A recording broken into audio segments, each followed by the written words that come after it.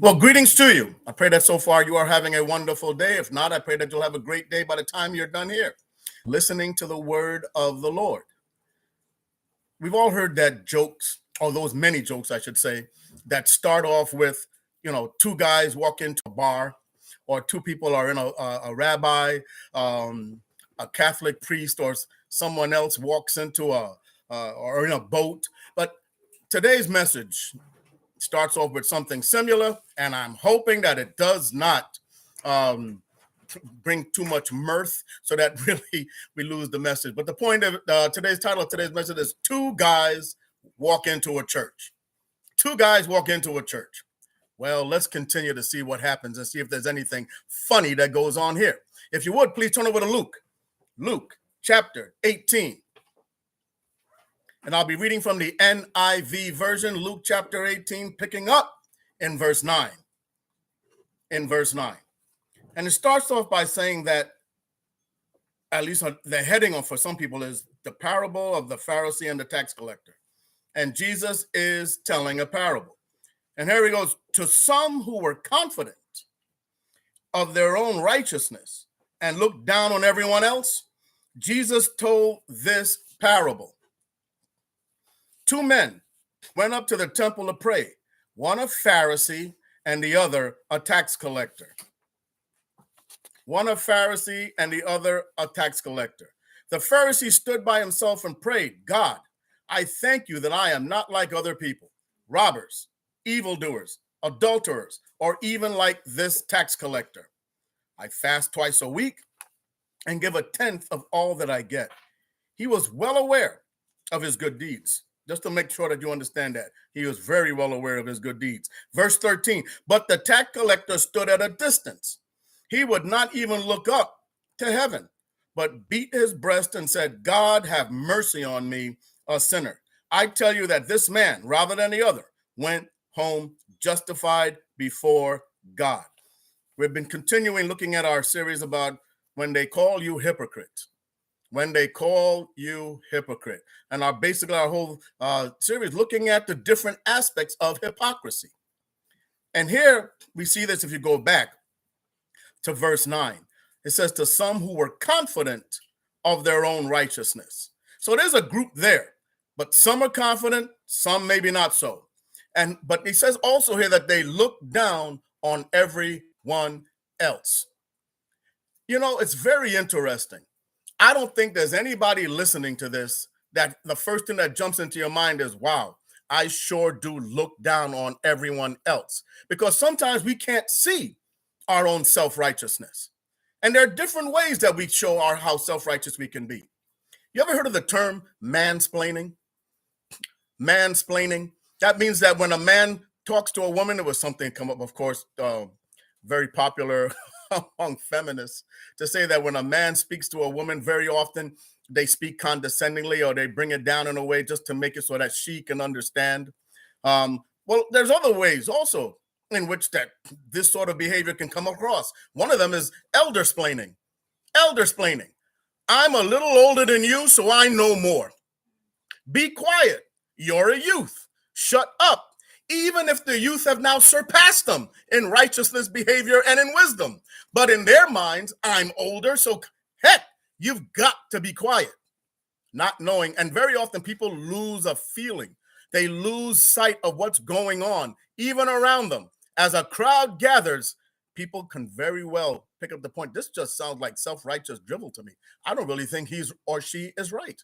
So there's eldersplaining, or very often what happens, it can happen the other way around too. Some people get to a certain age, they're older now, and after they get to a certain age, or they start to behave a certain age, because I've known people who are in their 60s who act like they're in their 40s, and then there are others who are in their 40s who act like they're in their 90s.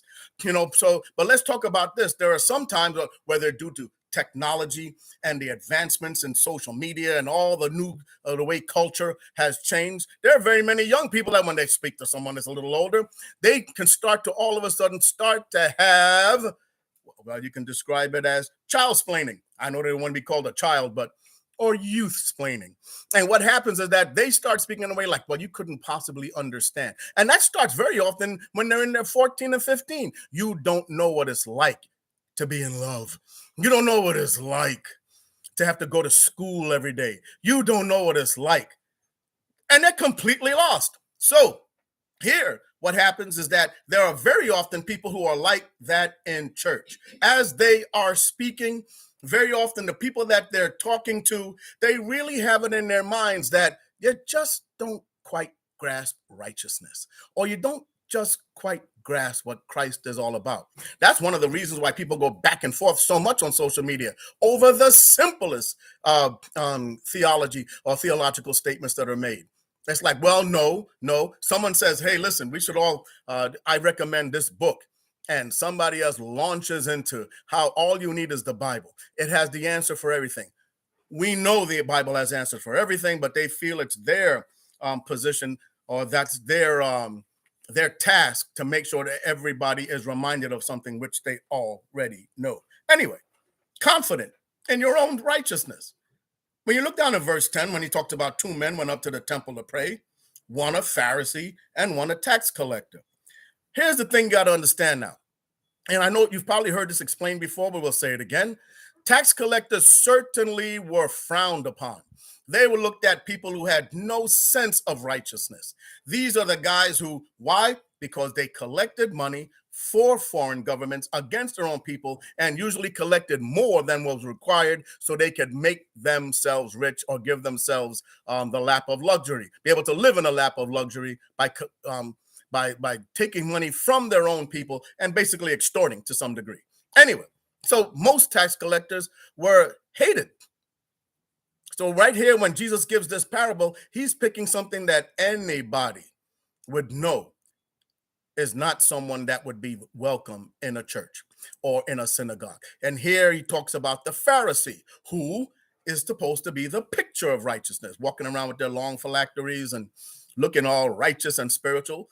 Well, my friend, when he's given this description here, he's not talking about just these two particulars and that these are the only people that this happened with. Both walk into a temple. Here's the thing to look at. Both walked in. So even though the Pharisee showed up, it's not like the tax collector stayed home. The tax collector shows up also. So you've got one who is the reputation as a sinner, and you got one with the reputation for being righteous. But both of them are in the house of the Lord, so to speak. And very often there are people walking into church, and you may even have the thought like, what are you doing here? Given for what their background or what you may know about them. The point is, keep this in mind, both of them, though, show up to the house of the Lord. And we already know that the Pharisee, as we had just read a moment ago, he stood by himself. And as he's standing by himself, it says there in verse 11, and while he's thanking God. Now, listen, I doubt that it was very audible, but why was he standing by himself? Well, very often that's the way things were done in temples. There's a spot you stand. It's not like everybody holds hands to pray together. So that's one way of looking at it. But also, I wonder if he stood a little further from everybody else because he did not want them to hear his prayers, or because he didn't feel as though they were righteous enough to even be around him. Shows up and he goes, I thank you, God, that I'm not like other people. So in a way, it sounds so righteous because God has helped me not to be like other people. Robber, evildoer, adulterer. But think about it. He goes on to say, or even like this tax collector. He's basically pointing out someone there that he knows God couldn't possibly approve of.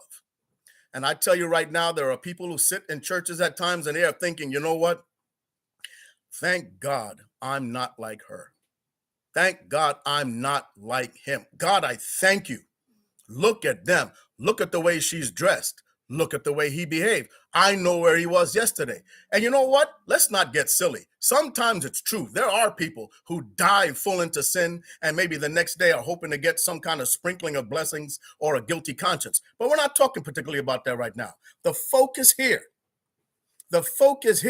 is that he's looking at this man who's a tax collector. And he said, or even like this tax collector. Do you know how self-righteous you have to be that you go from just talking about general sin and talking about yourself to eventually you had to single out somebody, even like this guy here?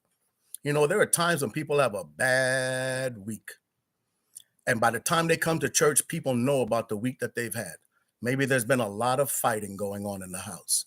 Maybe there's even been use of language that is very unsavory for a Christian to be speaking. Maybe that week people found out about a secret sin. Maybe somebody found out really honestly, whether it be smoking or drinking, that there's something that's been practiced for a while. And especially if it's in a small ministry, in a small church, people know each other's business. And it is the easiest thing to become self-righteous. As you are talking to the holy God, you're actually holding yourself up. And that is what this tax collector here is doing. Now, again, listening to this, we can start to shake our heads. Look how self-righteous that guy is.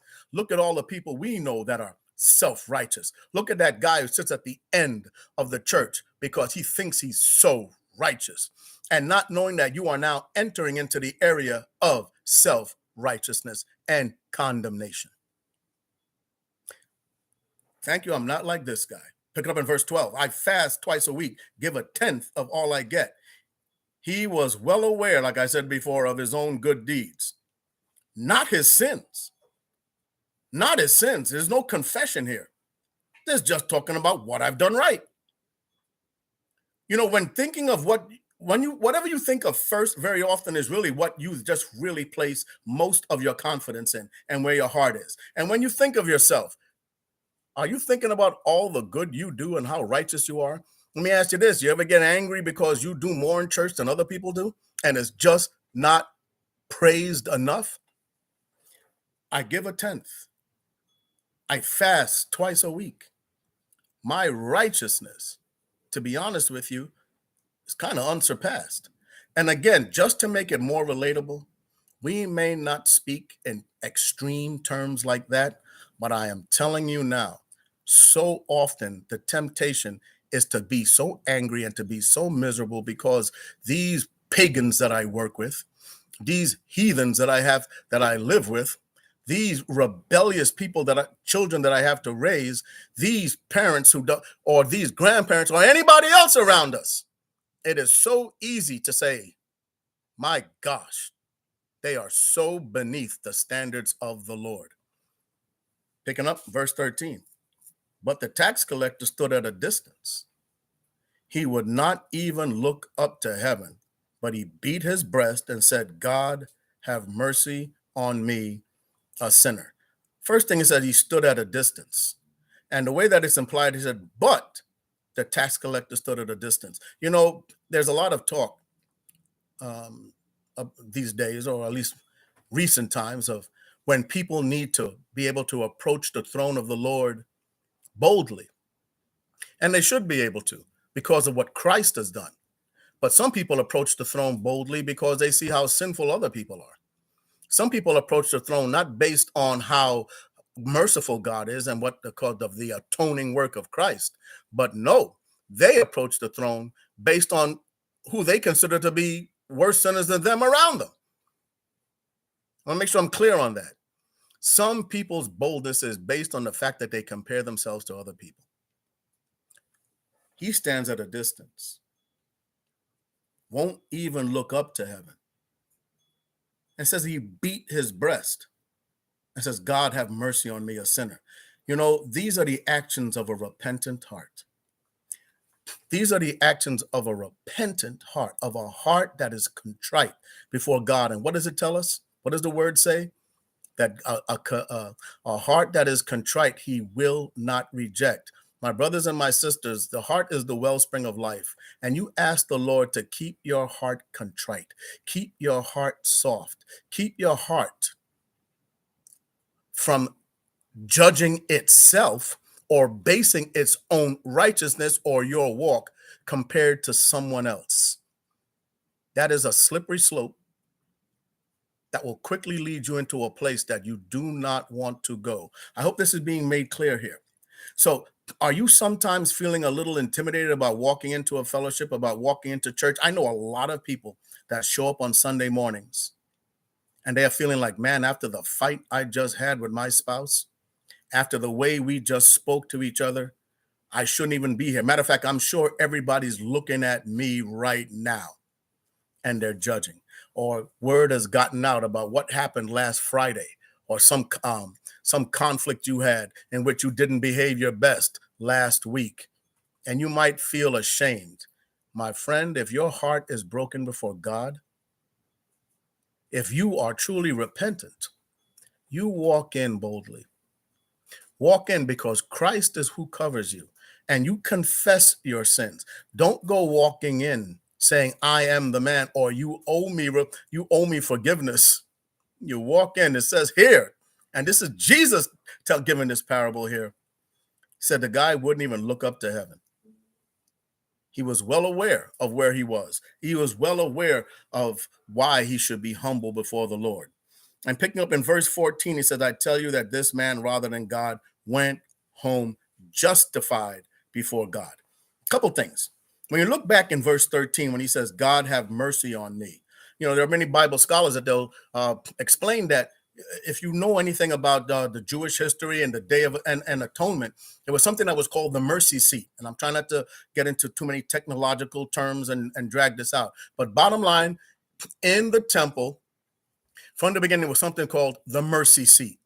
And the mercy seat where God apparently sat and he dispensed his mercy, where they used to make the blood sacrifices of the animals there. They'd sprinkle it and they would say, this is where God's forgiveness now is given to us. So when this man says, have mercy on me, you got to remember that in the temple, if you were someone who was, as far as the people were concerned or the leaders were concerned, was an unrepentant sinner, you could not have anything to do with the mercy seat. You could not. So this man says, have mercy on me. It's like the mercy seat's not available to him, at least not by the Jewish traditions. Another thing to remember is this. As far as the self-righteous Pharisee was concerned, you got to remember that they did not have the understanding that once you break one law, you're guilty of them all. So it's easy to become self-righteous. Heck, just looking at the 10 commandments, if you can't hold to one of them, if you've broken one of them, as far as heaven is concerned, you've broken all of them. So what did you need? You need mercy. That's why everyone who hears this, everyone within hearing, has to understand this, that the main thing you need is the blood.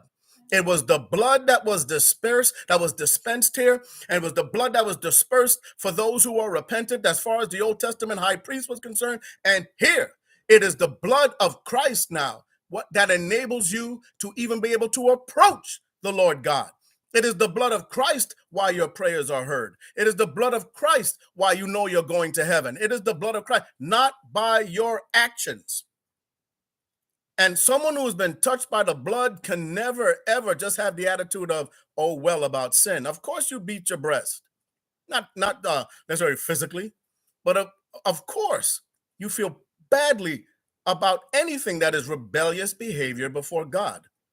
And on the mercy seat, because of what Christ has done, because of the cross, you are forgiven. When we start falling into a place where we feel so bad about ourselves, there's no longer even conviction. We start to feel shame, and you start to live under guilt that does not come from God. And I'm telling you right now that wherever it is that people are gathered, wherever people are worshiping the Lord, you are welcomed as long as Christ is on the throne, and as far as God is concerned, you're welcome among his people, because he's the one who says who can come in and who has to go. And if your heart is repentant and you love the Lord and you are and you don't feel good at all about either the way you've spoken or what you've done or how you've behaved, I tell you this right now. Don't let anybody look at you and cause you to shrink away in shame and say, I can't be around these people. No, I can't come to church. How many times have you heard that? I could never walk into your church. The windows would blow out. My friends, I tell you this right now. The man and the woman that is covered by the blood is welcomed in.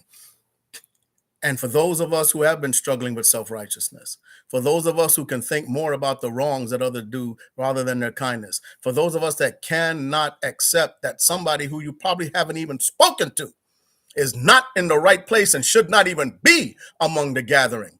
And if you have your peace disturbed because you can't stand his sin, if you have your peace disturbed because you can't stand her sin, if you feel like you can't even fellowship properly because people are there or a person is there whose sin is so gross and ugly, how dare they walk in?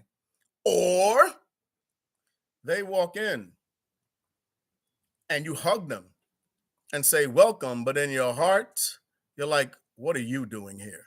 My brothers and my sisters, I ask you right now to turn your heart over to Christ. I'm not saying you wink at sin.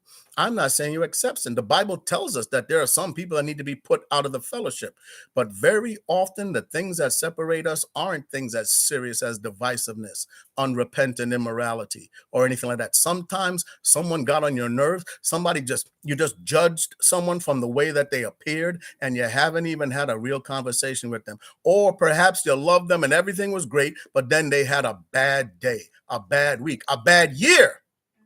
And now you're waiting for them to get their act together, and you're going to do it. And if they don't listen to you, oh my gosh, how deep their sin must be, because they are not listening to the words of wisdom pouring out of you and your humble heart. I hope this message is being helpful. And I hope that you are really embracing people who are around you. If they showed up, then there's hope wherever they are. If they showed up, then God has done something. If you have shown up, but your heart is like this Pharisees, it doesn't matter if you've been in church every single week. God hasn't been pleased with where you are at. If there's self-righteousness and condemnation in your heart, get sober real quick. Ask the Lord to help you to be sober. Ask someone else. But we'll go into that at another time. The Pharisee and the tax collector. Two guys walk into a church. One goes home justified. The other one did not. And justified meaning that the Lord cleared away their sin. The blood of Christ washed away anything that they were guilty of. And the other one was so confident in how righteous they were. And very often, let me throw this in, very often the people who feel the guiltiest, the people who feel the worst, the people who come off the harshest are dealing with their own sins. And actually, it's themselves that they're yelling at. That happens a lot. Watch the angry preacher. Watch the condemning woman. Watch how they are. And very often, if you get a chance and they speak long enough, what they're dying to do is to confess that they have been walking in sin, living in sin, or they're just some stuff that they just are not getting over. Things that they've held on to or still holding on to. And now some unwitting member or some unwitting person walks into a church and they can't understand why they are being shunned or condemned. Again, I hope this message is helpful to you. And I pray that as you move forward, your heart becomes full of mercy more and more. There's no limit to that. Full of grace for others, full of love for others, and that you are looking at people through the eyes of the Lord, not through yourself and not through your own humanistic eyes, including yourself. Again, I pray this message was helpful to you. Thank you for joining us for another edition of The Word is Love, brought to you and sponsored by the Bronx Christian Church. God bless you.